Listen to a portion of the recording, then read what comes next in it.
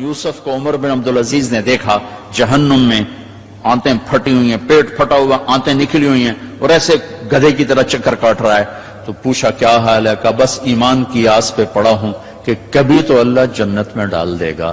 اگر ایمان پہ خاتمہ ہو جاتا ہے اور اعمال کا ذخیرہ نہیں ہے تو اللہ کا قانون ہے جہنم۔ جہنم مردہ جو بتائے نا خواب میں وہ صحیح ہوتا ہے۔ میرا ایک فرسٹ کزن، جیسے ذمہ داروں کے بچے ہوتے ہیں، ساری زندگی غفلت میں گزار دی، جوانی میں مر گیا، بس وہ نمازیں اس نے پڑھی جو کبھی میں کھینچ کے مسجد میں لے گیا، یا پھر عید کی 2 نمازیں، اس کے علاوہ مجھے یاد نہیں۔ تو میں نے خواب میں دیکھا، میں نے کہا کیا حال ہے؟ تو اس نے کہا آگ کے تندور میں ہوں، آگ کے تندور میں ہوں۔ اب میرا تو خون، میرا تو چاچے کا تائے کا بیٹا، مجھے تو آگ لگ گئی۔ میں اس کے لیے پڑھنا شروع کیا، پھر حج کا انتظام کیا۔ تو حج کے بعد جب واپس آیا تو پھر مجھے نہیں خواب آیا، ایک اور ساتھی کو خواب آیا کہ طارق میاں سے کہو تمہارا تحفہ مجھے مل گیا، وہ جو میں نے حج کروایا اس کی طرف سے۔ تو اللہ تعالیٰ کا فضل ہے کہ اس نے یہ بھی رکھا اس امت کے لیے کہ مرنے والوں کے لیے ایصال ثواب کرتے رہو تو ان کی بخشش کے سامان بن جاتے ہیں۔ تو اگر ایمان ہے اور عمل نہیں ہے تو سیدھا جنت میں نہیں جائے گا، وایا ہو کر جائے گا۔ اور اعمال میں میرے عزیزو، میں نماز کی پہلے تھوڑی بات کی تھی، روزے گرمی میں میرا اور آپ کے صبر کا امتحان ہے، میرے آپ کے عشق کا امتحان ہے کہ ہم اللہ کے لیے کتنی بھوک برداشت کرتے ہیں اور اللہ کے لیے کتنی پیاس کو برداشت کرتے ہیں۔ ہمارا روزہ تو شام کو کھل جائے گا،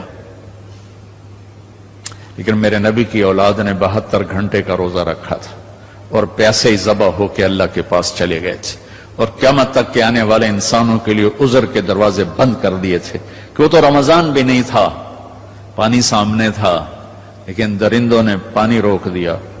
حسینی قافلے کی بات کر رہا ہوں، اور چھوٹے 2 سال کے معصوم بچے سے لے کر حسین عالی مقام تک سارے گھر گھرانے نے 72 گھنٹے نہ پانی کا قطرہ نہ روٹی کا لقمہ، اور اسی بھوک پیاس میں اللہ کی بارگاہ میں حاضر ہو اور امت کو پیغام دے گئے، عاشق ہوں میں عشق کماں میں دل رکھیں وانگ پہاڑوں ہو، سہ سہ بدیاں ہزار علامے کر جانے باغ بہاراں ہو، منصور جے چک سولی دیتے جڑے واقف کل اسراراں ہو، سجدیں سر چائیں نبا ہو توڑے کافر کہن ہزاراں ہو، عاشق سوئی حقیقی جڑا قتل معشوق دے مننے، سر نو جوڑے تے مکھ نہ موڑے پمیں 100 تلواراں کھنے، سچا عشق حسین علی دبا ہو سر دیتے تے راز نہ بھننے۔ یہ پیغام دے کر گئے۔ ابھی ہمارا چھوٹا سا ٹیسٹ ہوگا، صبح سے شام تک 13, 14, 15 گھنٹے کا روزہ ہوگا، اللہ دیکھے گا میرے لیے کتنا کو برداشت کرتا۔ تو اللہ نے ہمیں اپنی بخشش اپنے خزانوں سے دلانے کے لیے نماز دی، روزہ دیا، زکوٰۃ دی، حج کے اعمال دیے۔ حج زندگی میں 1 دفعہ، زکوٰۃ سال میں 1 دفعہ، روزہ سال میں 1 مہینہ، اور نماز دن میں 5 دفعہ، دن میں 5 دفعہ۔ اور آپ نے فرمایا کہ میری آنکھوں کی ٹھنڈک نماز ہے، اور اللہ نے آسمان پہ بلا کے 50 نمازیں دی، 50۔ اللہ کو پتا ہے 5 دینی ہے، اللہ کو پتا ہے انہیں 5 نہیں پڑھنی ہے، 50 کی تو پڑھنی ہے، ٹھیک ہے، نہیں اللہ 50 دے رہا ہے۔ اور میرے نبی کا مقام رضا ہے، تسلیم ہے۔ میرے نبی نے نہیں عرض کی یا اللہ اب یہ 50 کیسے پڑھیں گے؟ کہ ٹھیک ہے میرے رب میں راضی ہوں، واپسی ہو گئی۔ جب اللہ میں نے یہ کہیں پڑھا نہیں واضح کر دوں، لہٰذا میری بات غلط بھی ہو سکتی ہے 100% اور ٹھیک ہونے کا بھی امکان موجود ہے، کہ جب اللہ پاک نے دیکھا کہ میرا نبی تو تسلیم اور رضا پہ وہاں پہنچ گیا ہے کہ سوال ہی نہیں کیا کہ یا اللہ انہیں 50 کتوں پڑھنی ہے، تو انہوں نے موسیٰ علیہ السلام کو آگے کھڑا کر دیا، ہوگا۔ میں اس لیے کہتا ہوں کہ میرے پاس اس کا کوئی ثبوت نہیں، میرا اپنا ذاتی ایک ذوق۔ آگے 6 آسمان پہ موسیٰ علیہ السلام کھڑے تھے، یا رسول اللہ ملاقات کیسی رہی؟ کہ بڑی اعلیٰ۔ کیا ہوا؟ کہ 50 نمازیں۔ ان کا تو کہیں پڑھنی ہی لے، واپس جاؤ تھوڑیاں کراؤ۔ اب یہ 6 آسمان، یہ 7واں، یہ سدرۃ المنتہا، یہ فاصلے کوئی نہیں جانتا اللہ کے سوا، بے شمار ہیں، لیکن یوں طے ہو رہے تھے، لیکن فاصلہ تو ہے۔ واپس گئے تو اللہ نے 5 گھٹا دی، 45 نہیں گھٹائیں۔ اچھا بھائی میرے حبیب 5 کم کر دیتے ہیں، آنا جانا 9 دفعہ واپس بھیجا، 9 5 45۔ واپس جائیں یا رسول اللہ، واپس جائیں یا رسول اللہ، واپس جائیں یا رسول اللہ، اور ہر دفعہ 5 5 5 5۔ پہلے 5 کیوں نہیں دی؟ اور واپس گئے تھے تو 45 کیوں کم نہیں کی؟ ہر دفعہ بلا رہے ہیں، بھیج رہے ہیں، بلا رہے ہیں، بھیج رہے ہیں، اچھا 5 5 5 5۔ صرف آپ کو نماز کی اہمیت بتانے کے لیے کہ کتنا عظیم عمل ہے۔ جب 5 رہ گئیں اور موسیٰ علیہ السلام پھر کھلوتے، جی اب کیا ہوا؟ کہا جی 5 رہ گئی ہیں۔ کہا نہیں واپس جائیں، کوئی نہیں پڑھیں گے۔ کہا نہیں اب میں گیا تو یہ بھی اڑ جائیں گی، پھر میری امت کا کیا بنے گا، مجھے شرم آتی۔ کہا یا رسول اللہ ایک بات بتاؤں کیا؟ میری امت پہ 2 نمازیں فرض تھی، بنی اسرائیل 2 نمازیں تھیں، فجر کی 2 رکعت اور عصر کی 2 رکعت، باجماعت نہیں، انفرادی، رکوع کوئی نہیں، قیام سجدہ، تلاوت کوئی نہیں، تسبیح۔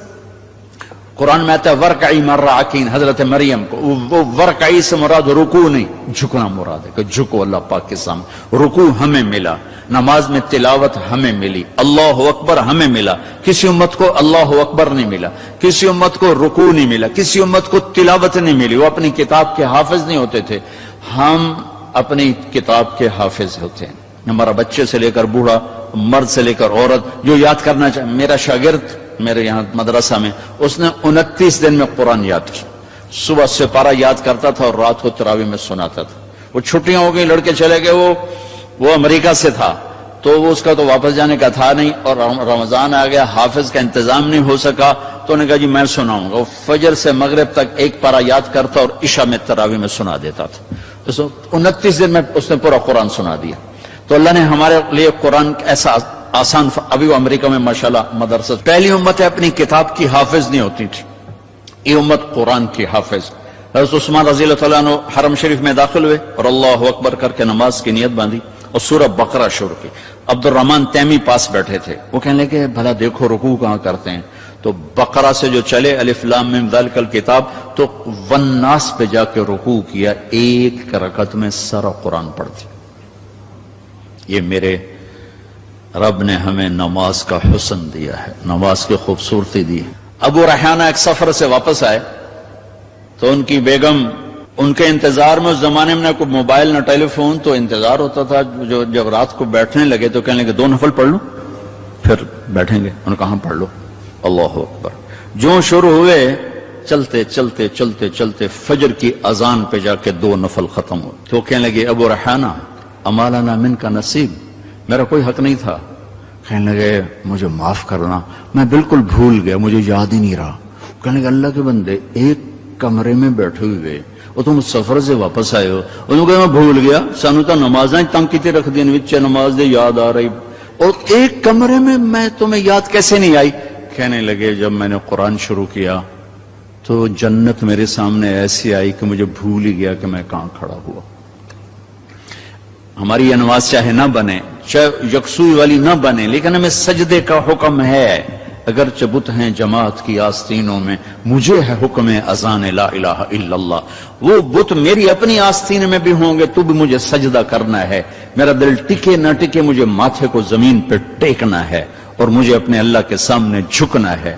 تو موسیٰ علیہ السلام نے کہا 2 نمازیں نہیں پڑھ سکے، 5 کیسے پڑھیں گے؟ کہ بس جس کا نصیب ہے وہ پڑھے گا، میں واپس نہیں جاؤں گا، میں لے کے جاؤں گا۔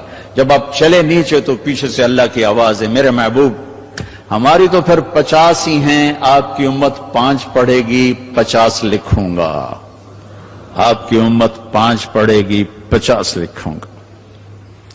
تو ہمیں اللہ نے کتنے ہمارے لیے رحم و کرم کا دروازہ کھولا کہ ایک ہمیں نماز جیسی دولت دی، پھر اس کو باجماعت مسجد کے ساتھ جوڑا، مسجد کی دوڑ لگانے کو کہا، ایک نماز سے دوسری نماز کے درمیان گناہوں کی معافی کا اعلان کیا، ایک جمعے سے دوسرے جمعے کے درمیان گناہوں کی معافی کا اعلان کیا، فجر سے ظہر تک کے درمیان جو کچھ ہوا ظہر پڑھی اللہ نے معاف فرما دیا، عصر کے تک جو کچھ ہوا عصر پڑھی اللہ نے معاف فرما دیا، مغرب پڑھی معاف، عشاء باجماعت پڑھ کے سو جاؤ، فجر مسجد میں جا کے پڑھو، ساری رات تہجد لکھی جائے گی۔ ایک آدمی تہجد نہیں پڑھ سکتا، کمزور ہے، عشاء باجماعت پڑھ لے، فجر باجماعت پڑھ لے تو ساری رات تہجد میں لکھی جائے گی، ساری رات اس کی عبادت میں لکھی جائے گی۔